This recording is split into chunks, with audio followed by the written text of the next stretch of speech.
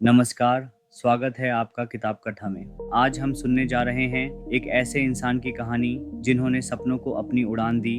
भारत के missile man, वैज्ञानिक और पूर्व राष्ट्रपति डॉक्टर APJ अब्दुल कलाम की आत्मकथा अग्नि की उड़ान, विंग्स ऑफ फायर। यह कहानी सिर्फ एक व्यक्ति की नहीं, बल्कि हर उस इंसान की है जो सीमित संसाधनों में अनंत सपने देखता है। यह कहानी बताती है कि जब इंसान अपने सपनों से जुड़ता है तो पूरी कायनात उसे हकीकत में बदलने में मदद करती है। जैसे ये सपना पहले से ही उसकी किस्मत का हिस्सा था। बचपन, छोटे शहर से बड़े सपने तक। डॉक्टर कलाम का जन्म 1931 में तमिलनाडु के एक छोटे से तटीय शहर रामेश्वरम में हुआ। उनका परिवार मध्यम वर्गीय था। उनके पिता जैनुलाब्दीन एक नाविक थे और माँ आशियम्मा एक धार्मिक महिला। हालांकि आर्थिक स्थिति अच्छी नहीं थी, लेकिन उनका जीवन मूल्यों और अनुशासन से भरा था। बचपन में ही कलाम ने अखबार बेचने का काम शुरू किया।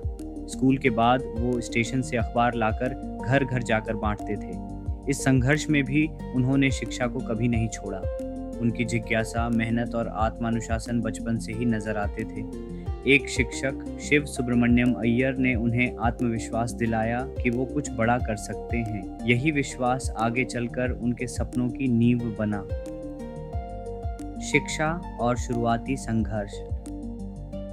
कलाम जी ने फिजिक्स में ग्रेजुएशन किया और फिर Madras institute of technology MIT में एरोस्पेस इंजीनियरिंग में दाखिला लिया।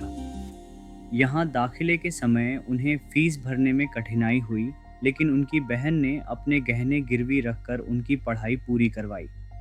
MIT में उनके प्रोजेक्ट्स और आइडियाज़ ने सभी का ध्यान खींचा। उन्होंने एक छोटे होवरक्राफ्ट का मॉडल बनाया जिसने प्रोफेसर्स को काफ़ी प्रभावित किया।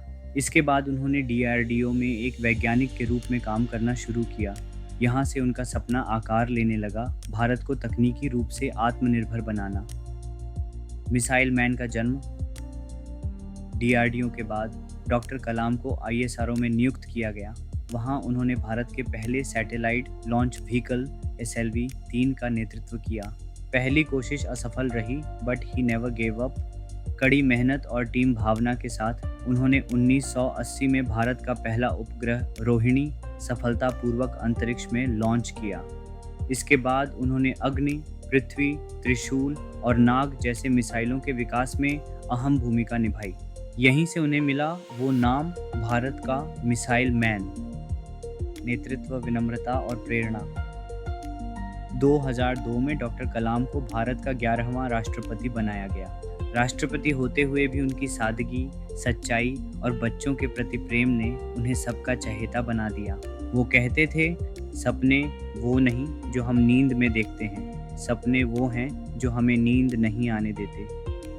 वो मानते थे कि एक राष्ट्र की सबसे बड़ी ताकत उसका युवा है। उन्होंने बच्चों को हमेशा प्रेरित किया, बड़े सपने देखने वालों के हमेशा पार किए जाते हैं।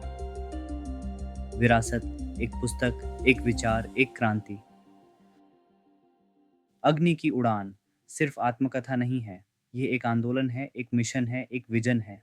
इस किताब से हम ये सीखते हैं, सपने बड़े देखो लेकिन जमीन से जुड़े रहो। असफलता को मंजिल के बीच का पड़ाव समझो। किसी भी परिस्थिति में मेहनत और ईमानदारी कभी विफल नहीं होती। ये किताब हमें याद दिलाती है कि जब इरादे बुलंद हों तो किस्मत भी साथ चलती है, जैसे वो सपना शुरू से ही हमारे जीवन का हिस्सा था। As it was always a part. Ended. समापन, एक जीवन, एक प्रेरणा। 27 जुलाई 2000 कलाम का निधन हुआ। वे एक लेक्चर देते हुए स्टेज पर छात्रों के बीच गिर पड़े और वहीं उन्होंने अंतिम सांस ली। एक शिक्षक की तरह जिए और एक शिक्षक की तरह ही चले गए। उनकी अंतिम पुस्तक थी ट्रांसेंडेंस, जिसमें उन्होंने विज्ञान और अध्यात्म के बीच की दूरी को पाटने की बात कही। उनका जीवन, उनकी किताबें और उनके विचार आज भी करोड़ों युवाओं के दिलों में प्रेरणा की अग्नि बनकर जल रहे हैं। अगर आपको यह कहानी पसंद आई हो तो कृपया इस वीडियो को लाइक करें, शेयर करें और सब्सक्राइब करें। किताब कथा ऑडियो पर हम हर सप्ताह ऐसी ही प्रेरणादायक कहानियाँ लाते हैं। आपके सपनों को शब्दों में उड़ान देने के लिए, क्योंकि ये हमेशा आपके जीवन का हिस्सा